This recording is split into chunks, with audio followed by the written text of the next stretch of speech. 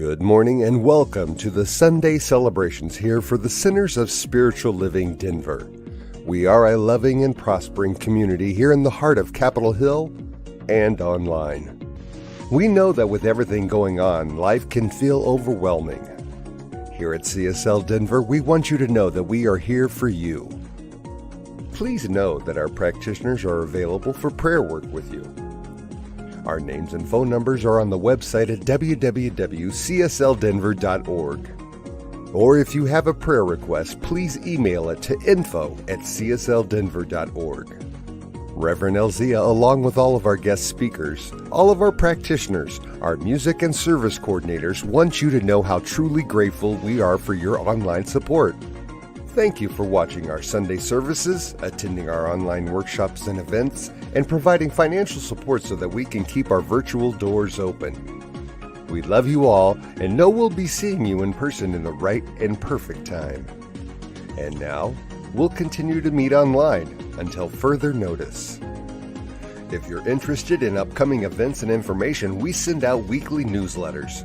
Please go to www.csldenver.org and sign up for our newsletters. We only send out one per week. Or send an email to info@csldenver.org and request to be put on our mailing list.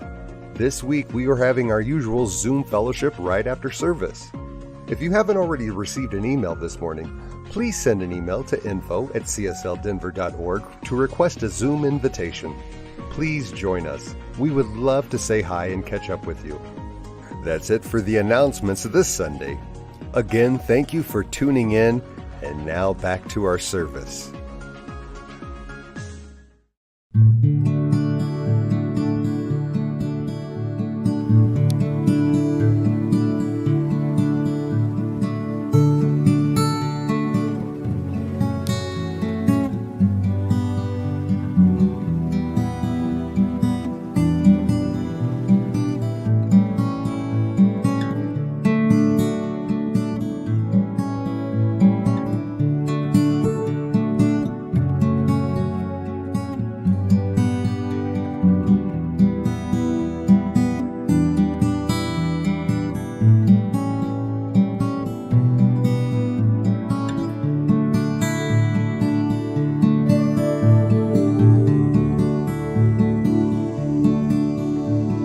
Surely the presence of God is in this place.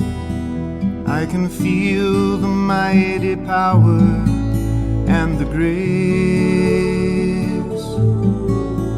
I can hear the brush of angel wings. I see glory on each face. Surely the presence God is in this place.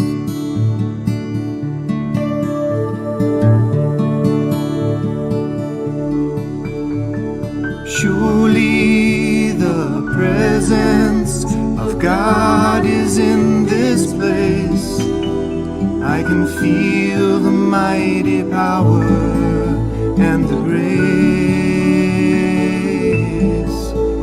I can hear the brush of angel wings. I see glory on each face. Surely the presence of God is in this place.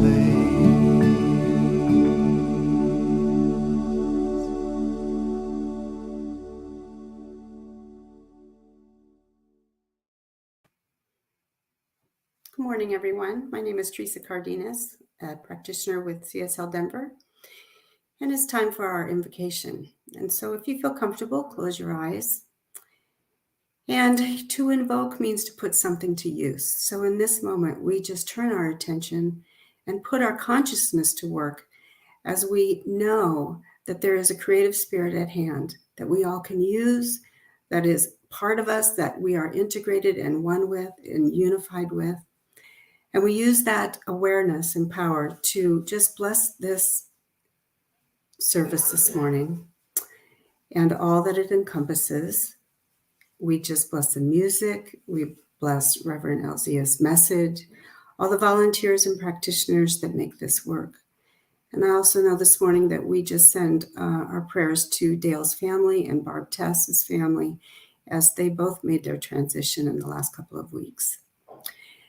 And so in this moment, I know that this service is perfect, that it goes out into our community, that it goes out to every heart of our individual in our community, and that whether we are in a temple, on a mountaintop, in a mosque, in a church, or in our room, we know that we are connected with Spirit, that we are transforming any fear this morning into the power of love, that there is no fear but just love.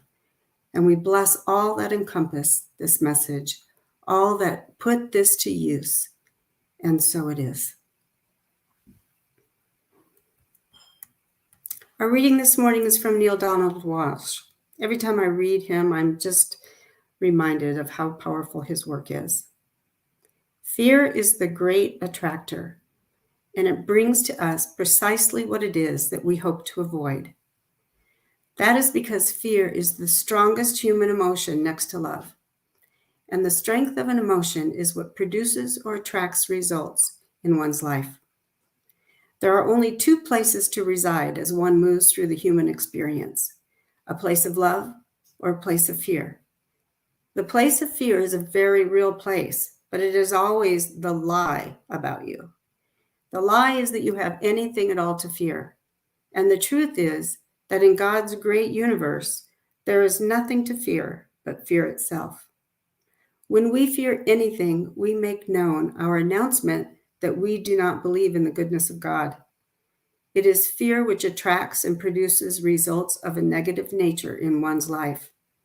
The best way to get rid of the fear that you are carrying around is to move instantly and at once to a place of gratitude for all the goodness of God in all the miracles that you see being performed all around you every day.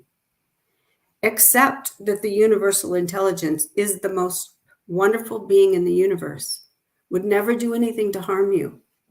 Deeply understand that even the negative experiences of your life are gifts and are to be treasured, opportunities for you to be and to decide who you really are. It is really very easy to step away from fear. Simply do not acknowledge it as real and move immediately into gratitude. One of the most wonderful prayers I have heard is the following: Dear God, help me to understand that this problem has already been solved for me. This is a statement of such pure truth and wonderful faith that if repeated often enough with regard to a particular problem or condition, it cannot fail to produce positive results. A great affirmation that I have created to assist people in moving through fear is the following: all that I once feared, I now embrace and heal. All negative human experience which may come to me in my life, I now see as a gift and a blessing, a treasure to behold, and a glorious opportunity for me to declare and to announce, to be and to decide, to express and fulfill who I really am. And a quote from Ernest Holmes: in the peace of God, I feel the love of a holy presence. In this consciousness of love, all sense of fear slips away. And now, again, we have some beautiful music from Ray Davis. Good morning, Ray. Well, hello, CSL Denver. This is Ray Davis from Los Angeles. I am your musical inspiration for the month of May, and I'm so grateful to be here, grateful to be with you. The song I'm going to present for you today is called Compassion. Two of the people that you'll hear about in the song are identified as fear, fear which robs us of all good.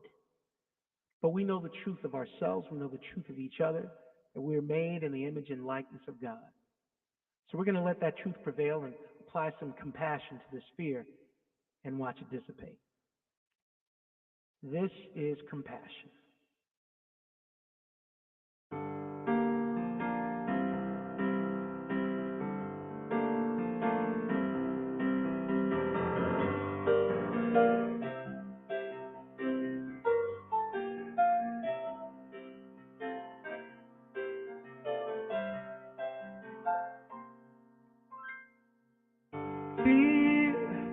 came by for tea one afternoon. She cried and cried so much that soon tea was tempted and forgotten. The fear said, this time I think he's gone for good.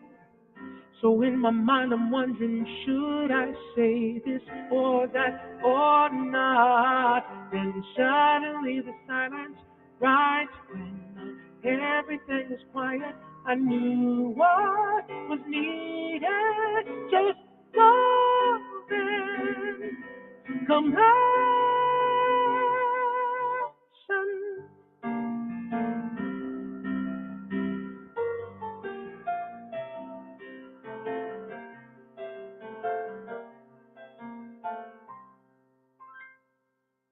Fear picked up on the second ring.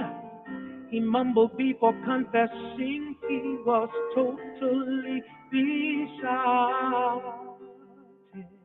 The fear moaned, he's only toying with my heart.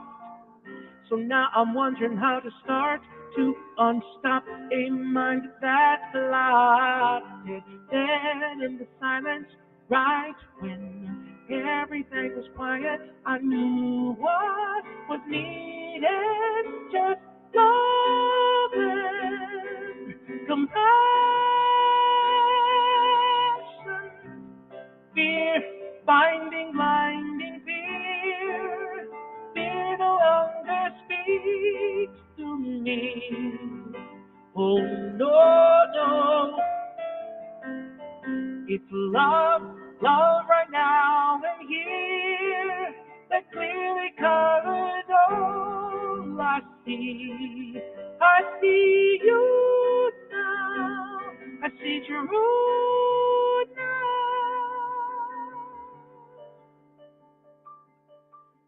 All is well.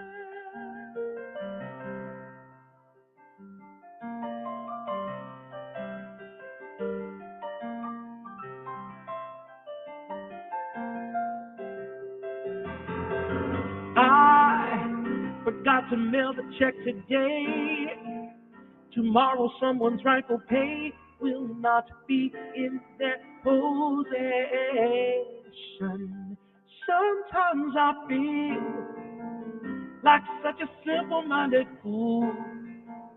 Maybe I should go back to school to pursue some safe profession. But in the silence, right here where everything is quiet, I know what is needed. Just love and compassion.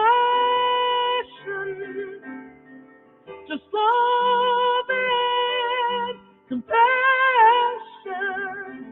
It's just love and compassion.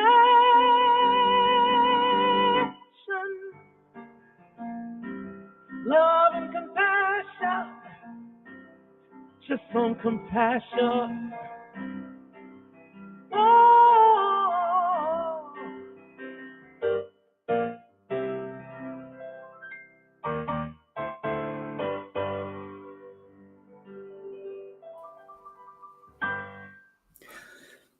Thank you, Ray. Thank you, Ray. We will be looking for that compassion as we travel this journey today. Good morning, good morning, good morning to everyone. And welcome to CSL Denver, a place, a space, and a face of love, a spiritual community teaching ancient wisdom and applying universal principles to embody the intelligence of the divine and empower our lives and the lives of others.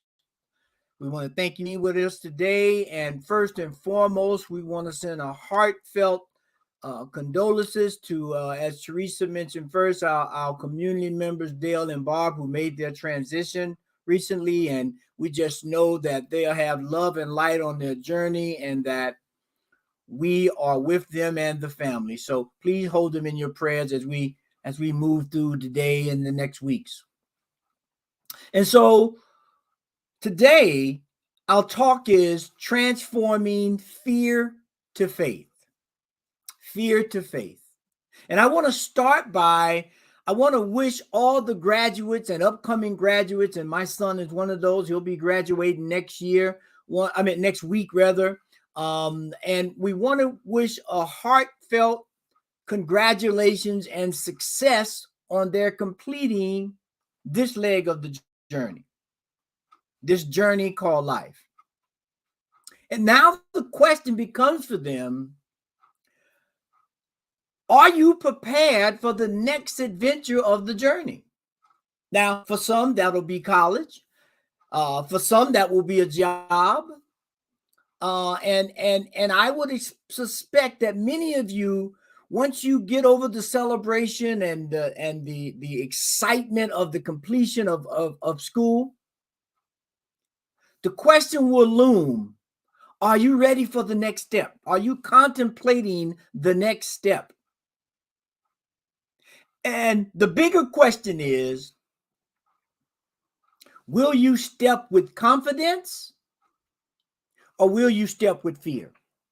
You see, because we understand that those are options on the path. And so this month, we are looking at and exploring the wonders of emotion. And today we're going to look at fear and how that can manipulate us and how we can transform it. And exactly what this whole idea of emotions brings to us and what it is. And first and foremost, let's just start right at the top, as they say. Emotions are like gauges in your car. They are like gauges in your car. They are there to inform you when things are out of balance or when things need attention.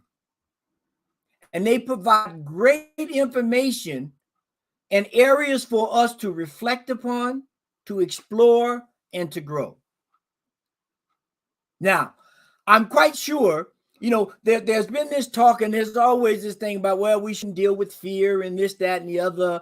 And I'm here to say that I'm sure none of us would want to ride around in a car without any gauges. We don't know if we need oil. We don't know if we got enough. Even with the newer cars, you can check the air pressure and gas. I mean, there's all kind of gauges, what the temperature is outside the car, inside the car. And so these gauges are very important for us to navigate life. And so emotion, and the one that we're looking at today, fear, are indicators of how we're traversing the path, how we're moving forward. And now, I'm sure some of you may have heard the news yesterday, or you may have heard it this morning, the first all-Black crew who climbed Everest, which is a major accomplishment. I think that this is the first ever in the history of climbers climbing Everest where the whole team was Black. That's a great accomplishment. And I would venture to say, when they started, the question was, what were they feeling then and what are they feeling now? Did they step forward with fear or with confidence? Or did it start with some fear that got transformed into a faith that allowed them to accomplish this major feat? Now, fear is one of the most common human emotions. And faith is on the other side of that spectrum. And so I want to share this with you, this quote from Ernest Holmes that says, fear is the antithesis of faith. Like faith, fear may be conscious or subjective. And if it is to be eliminated, it must be removed both consciously and unconsciously. It must be removed both consciously and unconsciously. Now, when we say remove here, I mean, we look at Ernest in the time that he was writing. We don't mean we want to get rid of the fear, because as we just said, it's a gauge. It's a gauge for life. It lets you know where you are, what's happening. And so when we look at it, we understand that we need these different emotions. We need these different emotions. And so what we have to really begin to understand and get our head around is, what is an emotion, and how does it affect us? And then how does it interact with everything? So first and foremost, let's be clear. Emotions are neurochemical awarenesses within our body based on our environment. Let me say that again.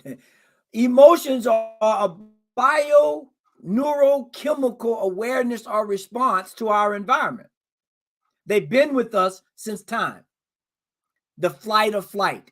I mean, when you see the best way, I think, to kind of encapsulate this is, imagine the gazelle. We've all seen some safari pictures or pictures from the bush, and you could see a gazelle at the water drinking, paying attention. And when that lion comes up, or when the hyena, or when any kind of a threat comes up, they feel that. They feel that in their body, and they raise their head. There's a biochemical neural awareness of their environment that creates that emotion. And in turn, that emotion generates a feeling within our body, which is our reactions to the emotional stimuli that we just got. And so when we begin to understand these things in their right context, and to be able to navigate life effortlessly, without issue, without any real, with any trepidation. And so the thing that we want to start with, I think that's really grand for us, is, what are some of the basic emotions?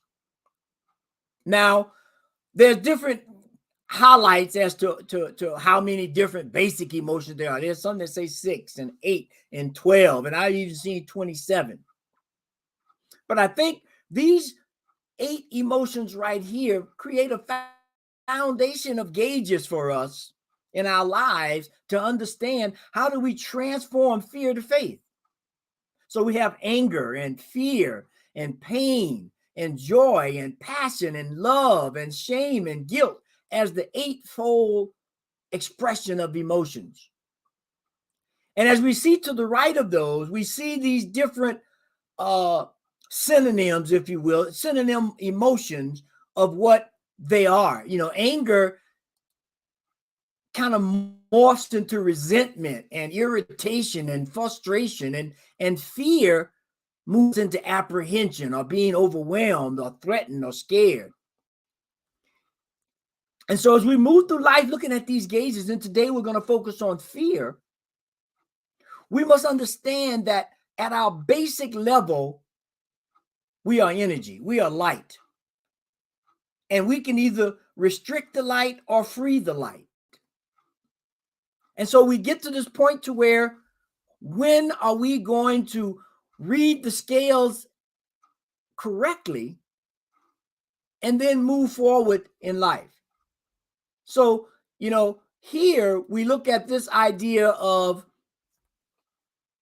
from time immemorial, it has been almost instinctive for man, from confronting with fear, to turn to what he has considered a power greater than himself, or greater than herself. And what is that power? That power is the divine. That power is a faith that we have understood and practiced and learned throughout life as to what we're doing, as to who we are, and how to use these emotions, and specifically the emotion of fear, so that we are prepared for the journey of life. Now, I'll be driving next week to my son's graduation, and I'm looking forward to it. Should be a great time. But before I get on the road, I'm going to check my gauges. I'm going to see, is my gas tank filled? Do I need an oil change? Do I have the right air pressure in my tires? Is my air condition working? Because I want to know that as I move through this journey called life, I want to know, am I equipped? And equipped is not the real word, because we all have the gauges. I guess I should ask the question, am I aware that my gauges are working, number one? And then number two, am I going to pay attention to the gauges? Now, at the beginning of the month, we started out with this whole thing about emotion, and we used this image here of the emotional scale, of how we can go up and down these different motions. And just like in our car, when you fill the tank up, that gauge goes from full to empty. It begins to show us where we are on the path, and it begins to help us navigate life. And then we read that gauge, and then we transform that E to say, ooh, I need to make a stop at the next gas station. I need to get some more fuel. So we begin to use this metaphor of transforming fear to faith by driving our car and using the gauges. And as we focus on this idea, we understand that we are dealing with mental equivalence when we deal with these emotions. Every thought creates a world, and thoughts, feelings, and emotions are a tanglement of how we navigate life. And so we must begin at that moment to figure out what are the steps required to transform fear to faith, so that we can use these gauges effectively to navigate. And so first and foremost, I have three things here I want to leave you with to help you navigate and transfer fear to faith. Now, the first one is a revealing is a healing. The first thing we have to understand, what is it that's causing the fear? What are we resisting? What are we apprehensive about? What are we afraid of? Because once we understand that, once we see that, then we're able to take action. But we have to be aware. We have to know what it is that's causing the fear. It's not bad. It's not bad when the gas indicator says it's on E. It's an awareness that if you don't fill up your tank pretty soon, you're going to be stuck side the road. So that leads us to the thing that we must become expert sign readers. We got to become sign readers. We got to look at the symbols and the signs and begin to understand what they mean in relationship to us and where we're trying to go, or what we're trying to be, or better yet, to just anchor in the idea of who and what we are in the reflection of God. Who are we in the reflection of God? So we ask the question, when we look at this revealing as a healing, we ask the question, what are you feeling and why? What are you feeling and why? This is the first thing we need to do to transform fear to faith. We have to understand, we have to be aware and get behind the scene and read all the signs. The sign may be a record you hear on the radio and say, ooh, that puts me in a exciting mood or a depressing mood, right? Why? What thoughts, feelings, and emotion has created this complex that puts us in that spiral? And then how do we recognize and read that sign maybe more astutely or in a better way so that we can move forward? Now, once we've had this understanding that revealing is healing, and we begin to look at our emotions and our fears and begin to see what the cause is, the next thing is to realize that your faith will heal you. Your faith is what heals you. Jesus said, rise. He says, I didn't do any. He asked to the blind man, he said, look, rise up and go. I didn't do anything here. It is your faith that healed you. So Jesus is saying here that, hey, I just reminded you of the tools and the skills you have within your body. When you read the place and time and efforts and everything correctly, you can heal yourself. You just got to have faith. You got to have faith. And so our internal experiences are created by these emotions and thoughts and feelings. And when we can work with them together and we can move them in a way, then we can move at the speed of light. Let me put it that way.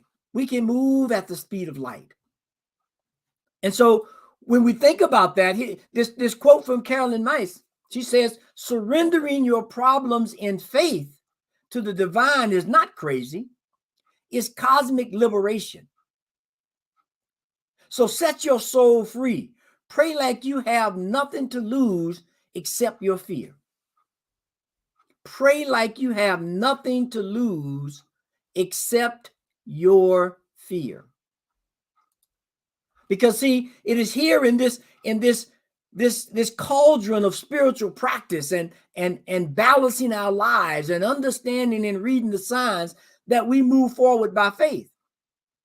Because it says, faith propels you not by sight, right? It's not by sight. It's by reading the signs, the internal signs, the God-given talents that every individual and creature on this planet has been blessed with, is to tap into the energy, tap into the light of the divine, and go where it may lead you. Go where it may lead you. And so once we've had this revealing and we understand that that is the healing from the fear, and that we move in this exciting realm of faith and believing and knowing, as we move the scale from fear to faith, we're just reading the signs better. We're looking at our gauges better. No one wants to throw out the gauge for the gas tank. No one wants to throw out the gauge for fear or any of the emotion, because it lets me know where I am and what I need to do to move forward with ease and grace. But then once we've done that and we've understood and we've gotten the sign reading down and we can navigate with the best of them, we have to, as our song on the closing says, we have to release and let go and let the Spirit run our life. We have to release and let go and let the Spirit run our life. Because that is what's needed to be successful. That's what's needed. Now, Dr. Beckwith says this: when you have faith the size of a mustard seed and abandon yourself and all the details of your life to it, your greater yet to be bursts forth. You will meet it everywhere. It will press itself against you and multiply around you. You will hear the Spirit whispering inwardly to you about why you are here and what you come here to do, revealing the agreements in your divine contract. That's what happens when you release and let go and you let the Spirit run your life. You tap into that divine creative contract, as Dr. Beckwith said, that navigates life easily. Doesn't mean there won't be problems. Doesn't mean there won't be some issues that we have to face. But what it does say, it is easy when we have the right. It's easier to know I'm about to run out of gas when I'm using my gauges. I don't have to be anxious about, am I going to run out of gas? I just look at my gauge. So I use my emotions the same way. And then I can release it, because I know at any moment when something is feeling off, I look at my gauge. I check my happiness meter or my fear meter or my celebration meter, whatever it is. I tap into it. And so when we do this release and let go, the first thing is you got to stay aware. I can't fill the tank up. It's going to take a couple of tanks of gas to get from here to St. Louis. So I have to be aware. I have to, on occasion, look at the gauge. And then even now in the modern cars, they have, when you get close to 10 miles of running out of gas, additional light comes on to say you got about 10 miles before you run out. So if you've been ignoring me all this time, you better pay attention now. So we have to be aware, stay aware. And then we need to feel the energy of the situation, which means we have to be in tune with the universe. We have to be in tune with the infinite. And how do we do that? We do that with prayer. We do that with exercise. We do that with diet. We do that with establishing relationships and communication, because we're living a holistic life here. We're not living in one realm of life. We're living a holistic life. So we have to be in tune with the infinite, and that means everything must be working and cooperating and communicating and properly fueled at all times. And when we do that, the key becomes oh so obvious, that we increase our vibration. When I fill the tank up, I can increase the longevity of my trip. When I make sure I'm healthy, I can increase the longevity of the trip, and it gives me better tools to stay aware and follow the gauges that we get with emotions. So that's the ticket. As we try to transform fear to faith, we must first reveal so we can heal. What are we afraid of? Do we understand what it is? And once we've revealed it, we can heal it with faith, the opposite end of it. We can heal it by tapping into that energy, that light, that divine source that is always there, seeking to enlighten us and to guide us wherever we go. And once we've got used to that dance with spirit, then we can release and let go and allow spirit to run our life, to keep us aware, to increase our vibration when we need it, and to tune it down when we need a rest, to give the gauges a rest. And so when we think about this week and we move forward with what we want to do and how we want to survive, as always, we have our call to action. And our call to action this week is this: Am I reacting out of fear or faith? Let's be clear about how we act through the week. Are we acting out of fear or are we acting out of faith? And once we've done that, then we want to explore what faith is for you and for me, and how you and I engage and follow it. Do I ignore the signs? Do I just, not act as if there are no gauges there? That's what we have to do. And when we do that, I like this closing slide here by Charles Fillmore that says this: there is no lack of anything anywhere in reality. The only lack is the fear of lack in the mind of man. We do not need to overcome any lack, but what we must overcome, the fear of lack. So we must overcome this idea that we're in an environment, that we're in a world that is not plentiful.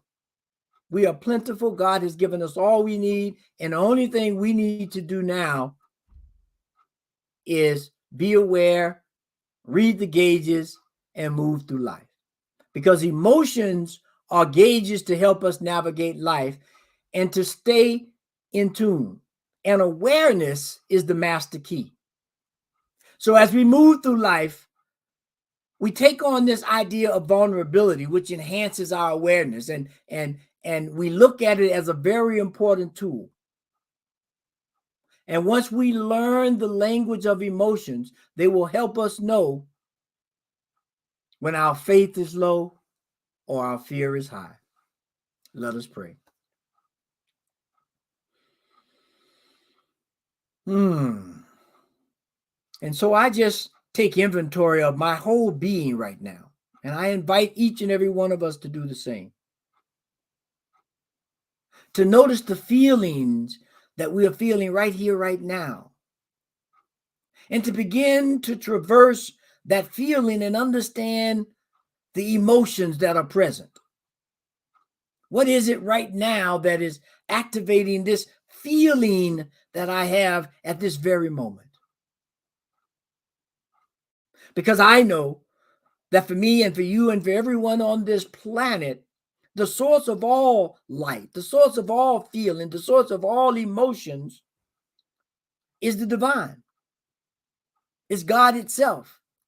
And I know that we are connected in a myriad of different ways that allow us to read into the success of our life, the success of humanity, and release the fear about all of the different things that we find going on in our lives right now.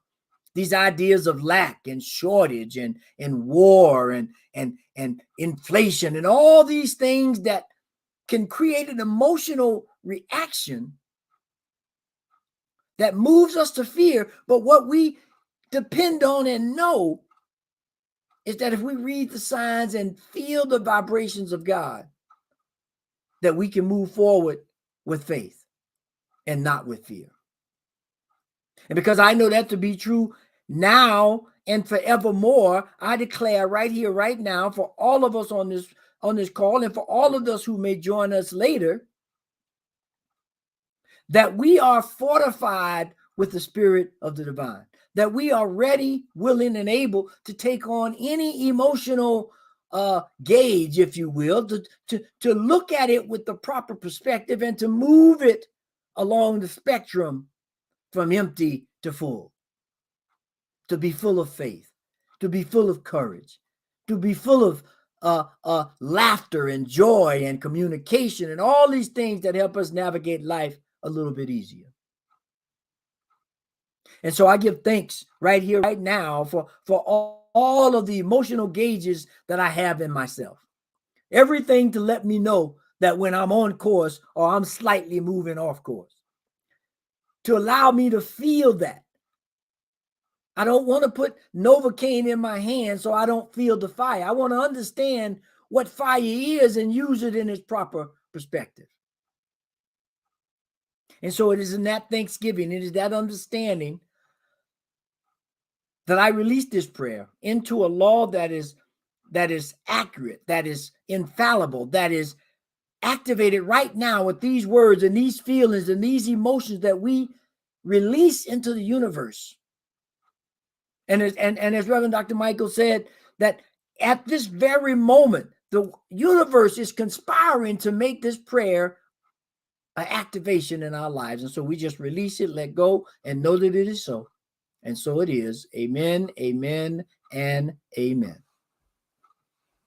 And so I just want to thank everyone today for being here. It is always a pleasure to engage in the sacred art of prayer and the sacred contemplation of how God interacts in our lives. And so right here, we just want to thank you and be grateful, let you know that we're grateful for all of the gifts and talents and everything you share with CSL Denver. We're so grateful, and we are so enamored, if you will, with your time, talents, and treasures. And whether it's your first time here or you're a returning community participant, we want to thank you for continuing the financial support to our center.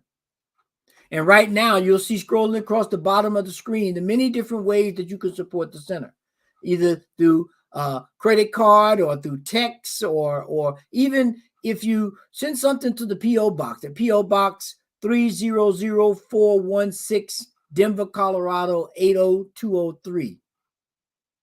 We appreciate it.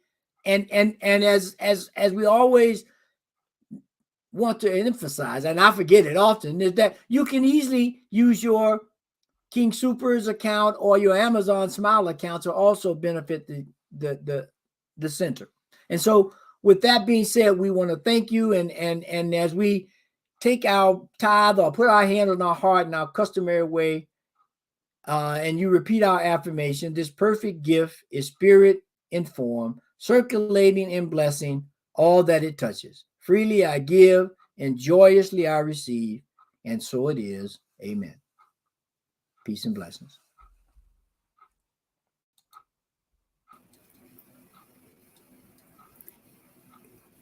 Peace and blessings right back to you, Reverend Lee. Thank you so much. So we only have one announcement this morning. Our usual virtual fellowship is on Zoom again this morning. We would love for you to come and join us and let us know how you're doing. If you did not receive the Zoom invitation earlier this morning, please send an email to us at info@cssldenver.org. info@cssldenver.org, and mention fellowship, and we'll send you a Zoom invitation right away. Meanwhile, we hope you have a wonderful week and affirm right here and right now that 2022 is blessed and perfect in all that it is. We love you and miss you. Please take care of yourselves. And let's close out with I release and I let go. Have a great week. There was a time in my life, thought I had to do it all for myself. Didn't know the grace of God was sufficient. I didn't know the love of God was at hand.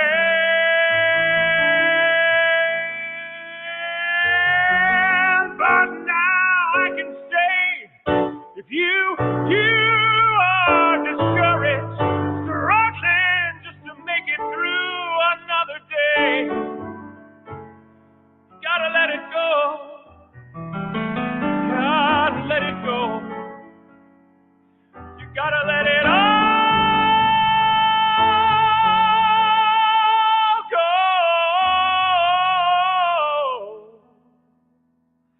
And this is what you have to say.